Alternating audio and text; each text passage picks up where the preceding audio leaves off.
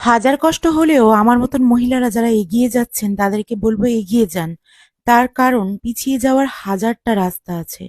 কখনোই আপনি পিছন ফিরে দেখবেন যখন, তখন মনে করবেন যে জীবনটা কতটা বোরিং এবং স্যাডনেসে ভরা, দুঃখে কষ্টে ভরা। সেই জন্য হাসিখুশিভাবে এগিয়ে যান। আমি জীবনে কখনো হতাশ হই, কখনো বা কষ্ট পাই, কখনো বা থেমে যাই। কিন্তু বিষয়টা হলো কন্টিনিউ যারা এইটা ভাবে, তো তাদের মধ্যে একটা খারাপ লাগা সবসময় তৈরি হয়ে যায়। যেহেতু মেয়েদের মুড সুইং ব্যাপারটা থাকে। আর হ্যাঁ, আমার শরীরে ব্যথা বেদনা নিয়ে যারা প্রশ্ন করেছিলে যে দিদিভাই কষ্ট তো হয়, কষ্ট সব বিষয়েই আছে, যে কোনো কাজে, সে হাল ধরা থেকে শুরু করে বাকি সব কিছুতে।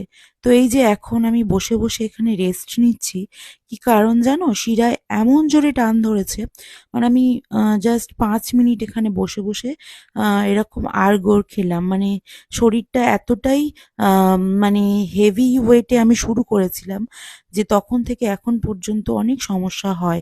কিন্তু হলেও কিছু করার নেই। আর এই যে লাইটিং গুলো দেখছো, এগুলো সব কিন্তু কালী পুজোর সময় লাগানো হয়েছিল আমাদের বাড়িতে।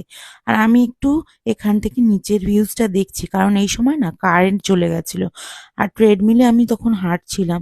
আর হঠাৎ করে যখন কারেন্টটা চলে গেল, আমি তখনই পড়ে যাওয়ার মতন অবস্থা হলো, কিন্তু উপরওয়ালার কৃপায় পড়িনি।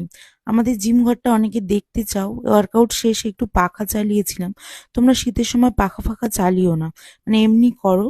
তো এখানে দেখো আমি দেখাচ্ছি, আমাদের এই মেশিনটা আছে, ওটাকে ক্রাঞ্চ করে কোমরে, বডিতে। আর এখানে কিছু ডাম্বেল আছে, ট্রেডমিল আছে, সাইক্লিং আছে, সিট আপের ব্যবস্থা আছে।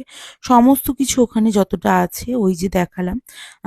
মানে এখানে আমি একটু আয়নায় দেখিয়ে নিচ্ছি আমি ওয়েট লস করছি, কি করছি, পেটটা একটু কমাতে পারছি কিনা, এইসব আর কি। তো রেগুলার এক্সারসাইজ করা প্রয়োজন, জিম থাকুক বা না থাকুক। দেখো, জিম তো সবার পক্ষে তৈরি করা সম্ভব হয় না। আর্থিক সমস্যার জনিত কারণে অনেকে বাড়িতে জিম তৈরি করতে পারে না। কিন্তু ফ্রি হ্যান্ড তো করতে পারো। সেই জন্যই বলবো একটু ফ্রি হ্যান্ড করো। আর হ্যাঁ, আমি এই ওয়েট লস জার্নিতে জানি পুরোপুরিভাবে স্লিম নই। তবুও আমি যতটা পারি চেষ্টা করি এবং তোমাদেরকে বলার চেষ্টা করি যে তোমরা করো, নিশ্চয়ই তোমরা সফল হবে। আর হ্যাঁ, এই যে আমার হাতটা আজকে পুড়ে গেছে, একটু দেখাচ্ছিলাম। আর পুড়ে গেলে কি হয় না, রান্না করতে করতে জ্বলন দেয়। আর সেই জ্বলনের সাথে সাথে যদি আমি ডাম্বেল ফাম্বেল সব চাগাই না, তখন আরো বেশি জ্বালা করে। তো কেন জানি না ওই জ্বালার দিকে মাইন্ডটা চলে যায় যে কতটা লাগছে, ব্যথা করছে। তো এইগুলো কোনো ব্যাপার না, যদি তুমি মনে করো যে হ্যাঁ ওয়ার্কআউট করবো তো করো। আর এইখানে